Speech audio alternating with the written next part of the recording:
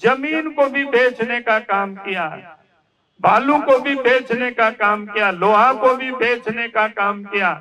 अब तो झारखंड के बच्चों के भविष्य को भी बेचने का काम कर रहे हैं। जिस प्रकार से इन्होंने गड़बड़ किया, मैं तो आज चंपई सोरेन जी से मैं कहूंगा, जैसे हेमंत सोरेन का राष्ट्र ठिकाना होटवार जेल बना है, तो आने वाला कल अगर आप भी उसी रास्ते पर चलेंगे तो आपके लिए भी जगह वही सुरक्षित करा दी जाएगी। आपने किस प्रकार से रांची से लेकर के पूरे संथाल परगना में दौलतों को इकट्ठा किया है, वो किसी से छुपा हुआ नहीं है। हेमंत सोरेन जी, आप जांच एजेंसियों के आंख में इतना धूल झोंकने का मत करिए, पूरी दुनिया देख रही है। ऐसी सरकार को अब इस राज्य से उखाड़ने में ही फायदा है। राजभवन के समक्ष एकत्रित होकर के आप सब लोग विरोध प्रकट कर रहे हैं, क्योंकि वास्तव में ये भ्रष्टाचार नौजवानों के साथ ही नहीं बल्कि इस पूरे झारखंड प्रदेश को ये बर्बाद कर रही है। और इसलिए मैं आप सबसे कह रहा हूं, जिस वक्त जिस सीसी का एग्जाम की तारीख की घोषणा हुई थी, मैं याद है कि 2-3 दिन पहले से कई जगहों से लड़के लोग टेलीफोन कर रहे थे कि सर सीट बेचा जा रहा है। लोग बता रहे थे टेलीफोन करके 35 लाख 50 लाख। हमने कहा यार इसका कोई सबूत तो होना चाहिए, कैसे कहने से कैसे होगा। बेचारा सबूत कैसे इकट्ठा कर सकता है, लेकिन लोग कह रहे थे। ये तो सब जगह से शिकायतें आ रही थी और वास्तव में शिकायत सुन करके मन को बड़ी बेचैनी होती थी कि भाई क्या हो रहा है राज्य में। इस प्रकार की स्थिति ये सिर्फ बच्चों के भविष्य के साथ ही नहीं बल्कि झारखंड के भविष्य को भी बर्बाद करने की ये तैयारी हो रही है। और उस समय से ये बात चल रही थी कि भाई इसका तो इस प्रकार के जो हालात है वो कतई नौजवानों को बर्दाश्त नहीं करना चाहिए। नौजवान ही नहीं बल्कि संपूर्ण झारखंड वासियों को भी इस प्रकार के कदाचार को कभी बर्दाश्त नहीं करना चाहिए, क्योंकि आज जॉब के लिए कोई 35 लाख 40 लाख 50 लाख रुपया वसूल करेंगे तो एक प्रकार से एक तो उन होनहार छात्रों का जो माड़ भात खा करके गरीब माँ बाप बच्चों को पढ़ाते हैं, बच्चे दिन रात मेहनत करते हैं, परिश्रम करते हैं ताकि किसी प्रकार से वो सफल हो जाए, वैसे होनहार और मेहनती बच्चों के ऊपर भी आघात करते हैं। और दूसरा, जो पैसे लेकर के अगर कोई कर्मचारी बनता है, सरकारी पदाधिकारी बनता है या दफ्तरों में कोई किरानी बनता है, तो आप समझ सकते हो कि करप्शन की बुनियाद को डालता है। अब जब करप्शन की बुनियाद को जब डालेंगे तो फिर उसे फल क्या होगा, उसे तो करप्शन ही और बढ़ेगा। तो इसीलिए ये जो हालत पैदा किया इस प्रदेश के अंदर में, और ये पहली दफा नहीं हुआ है, ये 4 वर्षों में जितनी लंबी लंबी बातें किया। पहले भी आपको याद करिए जेपीएससी का जब एग्जाम हुआ था उस वक्त भी सीरियल से बच्चे लोग पास किया था, और उस वक्त जब विरोध हुआ था उस वक्त पहले वो मानने को ही तैयार नहीं थे। और जब सबूत के साथ नौजवानों ने उस समय छात्रों ने परीक्षार्थियों ने दिखाया तो उसको स्वीकार करना पड़ा। और उसके बाद की घटना भी आप सबको पता है, जब नौजवान सड़क पर विरोध करते हैं तो उसके ऊपर केस करते हैं, उनको केस करके डराने की कोशिश करते हैं। और इस बार भी वही हुआ है। जिन लोगों ने गड़बड़ किया है, जिन लोगों ने बेचने का काम किया है ना नौकरी को, उसके लिए तोल मोल कर रहे हैं। पेपर आउट होता है, पेपर लीकेज होता है, उन संस्थाओं के ऊपर नेम्ड एफआईआर नहीं करते। जो संस्थान में जो लोग बैठे हुए उन लोगों के ऊपर एफआईआर नहीं करते। आखिर इतनी बड़ी गड़बड़ी कैसे हो सकता है? एफआईआर किसके ऊपर होता है? जो नौजवान सड़क पर आकर के जो विरोध करता है उन लोगों के ऊपर तो एफआईआर करते हैं। और 1 2 3 नहीं 11 ऐसे दफा लगा देते हैं ताकि बच्चों का भविष्य बर्बाद हो जाए। और इतना ही नहीं बल्कि कानून भी उन्होंने ऐसी बनाया, पिछले दिनों आप सबने देखा होगा लोगों ने तो विधानसभा में भी उसका विरोध किया था। उसमें उन्होंने उन लोगों का भी, जो लोग छात्र विरोध करेंगे कदाचार की, जो इस प्रकार की गड़बड़ी होगा उसका जो आवाज उठाएंगे, उनके ऊपर भी वो केस करेंगे, ताकि उस आवाज को भी दबाने की ये कोशिश करते हैं। इसलिए आज मैं यही कहने के लिए आया हूं। आज जो झारखंड प्रदेश में पहले हेमंत सोरेन के नेतृत्व में, क्या कहते हैं उसको, पार्ट 1 की सरकार थी, अब पार्ट 2 की सरकार तो अभी तुरंत बनी है।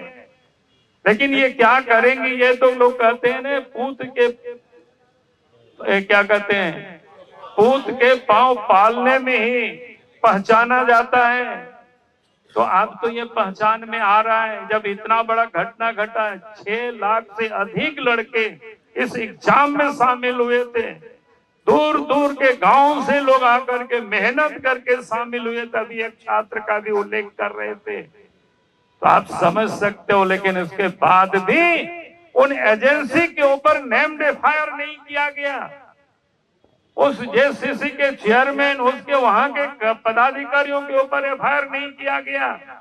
अब इसके ऊपर जांच दिया गया एसआईटी को, संभवतः कहा गया है कि डीएसपी उसकी जांच करेंगे। अरे भाई, वो डीएसपी क्या जांच करेंगे, जहां पर इतने बड़े बड़े लोग गड़बड़ करते हैं, डीएसपी का कहाँ होता है, हिम्मत होगी कि उन लोगों से वो जांच करके दोषियों तक वो पहुंच पाएंगे। ये तो लीपापोती करने की कोशिश हो रही है। तो आज तक पार्ट 1 की जो सरकार थी, झारखंड मुक्ति मोर्चा, कांग्रेस और राजद की, तो इस सरकार ने पहले तो पत्थर को भी बेचने का काम किया, जमीन को भी बेचने का काम किया, बालू को भी बेचने का काम किया, लोहा को भी बेचने का काम किया।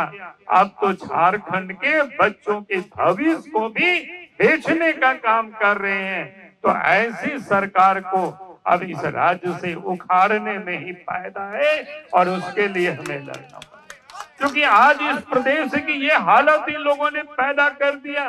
अब उस जॉब को बेच रहा है, अब एक भी एग्जाम वो सही तरीके से नहीं करा पा रहे हैं, तो उसे क्या राज संभलेगा, क्या वो राज्य में वो कर सकते हैं। तो आज जो ये प्रदेश की जो हालत है, वो किसी से छुपा हुआ नहीं है। और आप देखे होंगे जिस प्रकार से इन्होंने गड़बड़ किया, मैं तो आज चंपई सोरेन जी से मैं कहूंगा कि अब याद रखना, अगर आपने कहा कि उसी रास्ते पर उस काम को आगे बढ़ाएंगे, तो जैसे हेमंत सोरेन का ठिकाना होटवार जेल बना है, तो आने वाला कल अगर आप भी उसी रास्ते पर चलेंगे, तो आपके लिए भी जगह वहीं सुरक्षित करा दी जाएगी। तो ऐसे ये कैसे चल सकता है? तो इस प्रदेश में राज्य के साथ ये लूटने में और लुटेरियों को जो संरक्षण देता हो, लुटेरियों को जो बढ़ावा देता हो, आज इस प्रदेश की ये हालत पैदा हुई है। आपने देखा कि इस प्रकार से हेमंत सोरेन जी सदन में तो कहते हैं, अभी आप सब लोग यहाँ उल्लेख किसी लड़का ने कर रहे थे कि भाई हम झारखंड छोड़ देंगे, राजनीति से संन्यास ले लेंगे, हमारा नाम बता दो। भाई किसको बता रहे थे, नाम बता दो। ये जो मनी लॉन्ड्रिंग होता है, उसमें नाम से नहीं होता है, बेनामी संपत्ति लोग अर्जित करते हैं, उसी को मनी लॉन्ड्रिंग कहते हैं। और बेनामी संपत्ति इन्होंने किस प्रकार से अर्जित किया है, कई एक डॉक्यूमेंट है, दस्तावेज है, नाम बदल बदल करके इस व्यक्ति ने जमीन लिया है।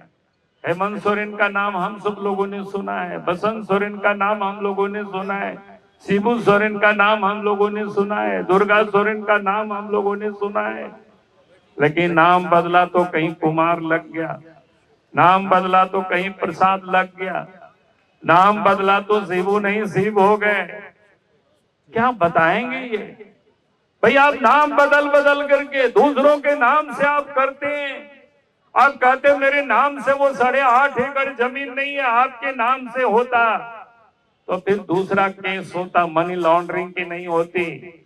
ये तो आपने उन लोगों के गरीब ऐसे लोगों के नाम जिसका कोई आता पता नहीं है, और जिस दिन ईडी वालों ने इनको नोटिस किया, सम्मान किया, अगस्त के 7 या 8 अगस्त को इनको सम्मान किया, इस 14 अगस्त को हाजिर होने के लिए और हेमंत सोरेन जी 14 अगस्त को हाजिर नहीं होते। उनको ये पता चल गया कि हमको क्यों नोटिस किया गया। 15 अगस्त को झंडोत्तोलन करते हैं और 16 अगस्त को उस जमीन की रिस्टोर के लिए एक मुंडा से उन्होंने आवेदन कराते हैं। और बड़ा इंटरेस्टिंग है, फिर आवेदन वो पढ़ा ही रहता है। उनको लग रहा था कि शायद कोई देखभाल नहीं करेंगे। वहां आपने देखा होगा कि वहां से इसने लोगों ने वीडियो भी बनाया था, जो वहां चौकीदारी करता है उस जमीन पर। उनसे पूछा गया कि जमीन है किसका, तो वो बताते क्या है कि आसपास के लोगों से पूछ लीजिए, सब हेमंत सोरेन जी की जमीन है। उन्हीं लोगों ने हमें भी यहाँ रखा है देखभाल के लिए। और आश्चर्य है, और बोलता है कि हमारा उससे कोई संबंध नहीं है, मेरे नाम से नहीं है। कौन कहता है आपके नाम से? आपने बेनामी संपत्ति या कुछ काली कमाई के पैसा को कहाँ इन्वेस्ट करेंगे? तो काली कमाई के पैसा को कहीं इन्वेस्ट अपने नाम से तो नहीं कर सकते हैं, दूसरों के नाम से करना। और जब पता चले तो वो कह देते हैं कि ये मेरा नहीं है, वो तो रिस्टोर हो गया। मैं तो लोगों से कहता हूँ, किसी की गाड़ी मान लो चोरी हो जाए और किसी के घर में पकड़ा जाए, उन्हीं के घर में, चोर के घर में की गाड़ी आपने चोरी करके लाया, वो कहेगी मेरा नाम से तो गाड़ी है नहीं। भाई ये क्या मतलब है? और चोर पकड़ा जाए और वापस कर दे सामान, बोले कि मैंने तो वापस कर दिया, अब हमको कोई सजा नहीं मिलनी चाहिए। भाई किसको ये बना रहे हैं? तो आज इस राज्य में जिस प्रकार के मुख्यमंत्री है, और उसमें भी अब इनको नोटिस मिलता है। जब वहां से एसआर कोर्ट में जमीन वापसी की नोटिस देते हैं, लिखते हैं, आवेदन लिखवाते हैं, तो कितनी हड़बड़ी में होता है। 9 तारीख को, 9 जनवरी को सीओ को जाता है जांच के लिए, सीओ इंस्पेक्टर को देता है और 2 दिन में ही जांच करके सब वापस पहुंचा दिया जाता है एसआर कोर्ट को। और फिर क्या होता है एसआर कोर्ट में 29 तारीख को, यानी जिस दिन दिल्ली में हेमंत सोरेन को ईडी वाले खोज रहे थे, उस दिन यहाँ एसआर कोर्ट के अफसर ने रिस्टोर कर देते हैं। कागज पत्तर भी उस दिन उनको पूरा रजिस्टर 2 वगैरह क्या होता है वो सब भी कर देते हैं। आज तो हमारे पास कोडरमा से ही लोग आए हुए थे, बोला कि यहाँ तो जिसकी खतियानी जमीन है उसका रसीद नहीं काटता है। उसके लिए लोग हमें बताते हैं कि सर एक बार सीओ को बोल दीजिए, एक बार डीसी को बोल दीजिए, और यहाँ तो एक दिन में काम हो गया। भाई हेमंत सोरेन जी, आप जांच एजेंसियों के आंख में इतना धूल झोंकने का मत करिए, पूरी दुनिया देख रही है। आपने किस प्रकार से रांची से लेकर के पूरे संथाल परगना में दौलतों को इकट्ठा किया है, वो किसी से छुपा हुआ नहीं है। आपका कौन सा फैक्ट्री चल रहा है, कौन सा उद्योग आपने चला रखे हैं कि आप इतनी सारी जमीन को आप कर रहे हैं। और आज तो अखबार में आप सब लोगों ने देखा, जिस BMW से घूम रहे थे, लोग कह रहे कि उस पैसा भी पेमेंट शायद यहाँ के जो सांसद है धीरज साहू जी, आप सबको, राज्यसभा के सदस्य, आप सबको पता है पिछले दिनों उन्हीं के ठिकानों में इनकम टैक्स वालों ने छापा मारा तो 350 करोड़ रुपया मिला। उस समय भी हमने कहा था कि संभवतः ये पैसा शायद हेमंत सोरेन का भी उसमें हो सकता है बड़ा हिस्सा। और आज जब वो आ रहा है कि आवाज, सवेरे अखबार में मैंने देखा को BMW का कनेक्शन कहीं ना कहीं धीरज साहू जी के साथ है, तो मैं कह सकता हूं अगर ठीक से जांच होगी तो वो 350 करोड़ में भी हिस्सा आपको दिखाई पड़ेगा, इसका पैसा है। तो जिन लोगों ने, परिवार के लिए लोग राजनीति करते हैं, पैसे के लिए लोग राजनीति करते हैं, उससे अधिक इनको कुछ भी नहीं दिखता है। और इसीलिए मैं आज आप सबसे यही कहने के लिए नौजवानों से मैं आया हूं कि लड़ाई का अंतिम ये नहीं है, लड़ाई का शुरुआत है। और मैं तो आपको यह विश्वास दिलाता हूं, जिस दिन भी इस प्रदेश में भारतीय जनता पार्टी के नेतृत्व में सरकार बनेगी, मैं दावे के साथ कह सकता हूं, एक भी, चाहे वो GPSC हो, चाहे जेईसी के एग्जाम हो, समय पर एग्जाम भी होगा, समय पर रिजल्ट भी होगा। अगर किसी भी न के रिजल्ट में गड़बड़ी होगी तो एजेंसी क्या उस बोर्ड के तमाम जो पदाधिकारी होंगे, तमाम सदस्य और चेयरमैन होंगे, उन लोगों के ऊपर कार्रवाई होगी कि झारखंड के भविष्य के साथ, झारखंड के साथ कभी भी बर्बाद झारखंड को नहीं होने दिया जाएगा, ना इंसाफी नहीं होने दिया जाएगा। मैं यही आज आप सब लोगों को विश्वास दिलाने के लिए आया हूँ, क्योंकि आज इस प्रकार की जो स्थिति को सुनते हैं या देखते हैं तो लगता है कि क्या हो रहा है झारखंड में, झारखंड को किस प्रकार से लोग बर्बाद कर रहे हैं सत्ता में बैठ करके। भाई जमीन भी लोग बेच रहे हैं, जमीर भी लोग बेच रहे हैं। वैसे लोगों से हमें आप नौजवानों को, झारखंडियों को हमें सावधान करना पड़ेगा। गांव गांव में जा करके क्या जरूरत है कि ऐसी सरकार को, ऐसी लोगों को हमें उखाड़ फेंकने की जरूरत है।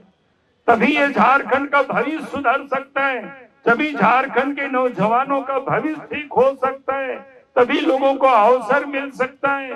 आप अब देखते होंगे इस राज्य के अंदर में हर विभागों में सीट वैकेंट पड़ा हुआ है। भाई आप बहाल क्यों नहीं करते हो? क्योंकि ये तो सिर्फ सौदेबाजी में लगे रहते हैं। कैसे सौदेबाजी हो जाए, कैसे पैसा कमाया जाए, कि हर क्षेत्र से पैसा कमाने के जुर्म में ही सरकार में बैठे हुए लोग लगे हुए हैं। और इसलिए मैं हेमंत सोरेन जी से कहता हूँ कि आप अगर चाहते हैं कि ईमानदारी से, कि बेईमानों से इस राज्य को बचाना, तो आप यहीं से शुरू करिए जहां बच्चों के भविष्य के साथ जो लोग खिलवाड़ कर रहे हैं उन लोगों के ऊपर आप नेम्ड एफआईआर करिए। आप उस जेसीसी के अध्यक्ष के ऊपर एफआईआर करिए। आप यहाँ पर जैसे जिस एजेंसी से एग्जाम हुआ है उस एजेंसी के डायरेक्टर या उस एजेंसी से जितनी भी जुड़े हुए लोग हैं उन लोगों के ऊपर एफआईआर करिए, तब तो हम मानेंगे। और पूरे मामले को सीबीआई से जांच कराइए चंपा सोरेन जी, तब हम मानेंगे कि वास्तव में आप झारखंड को भ्रष्टाचारियों से मुक्त करना चाहते हैं, झारखंड को बचाना चाहते हैं, झारखंड वासियों को आप न्याय दिलाना चाहते हैं। मैं यही निवेदन कर रहा हूँ ये क्या कहते हैं ये चंपा सोरेन जी से कि आप मुख्यमंत्री बने, आपके हाथों में यह बागडोर है, आप ईमानदारी से इस काम को करिए, आप डरिए मत। अगर आप भी इन लोगों के साथ मिल करके रहेंगे तो मैंने पहले ही कहा है तो आपके लिए भी रास्ता वही जाएगी, फिर अंतिम में फिर आपको भी कोई बचा नहीं सकता है। इसलिए मैं आप सबसे यही कह रहा हूँ कि इस लड़ाई की यह शुरुआत है और आप सब लोग यहाँ इतनी तादाद में आए, इसलिए सभी नौजवानों को, सभी युवा मोर्चा के कार्यकर्ता को अपनी ओर से बहुत बहुत बधाई, बहुत बहुत धन्यवाद। इन्हीं शब्दों के साथ मैं अपनी बात को समाप्त करता हूँ। जय हिंद, जय झारखंड, जोहार। TheFollowUp.in. Like, share, and subscribe. www.thefollowup.in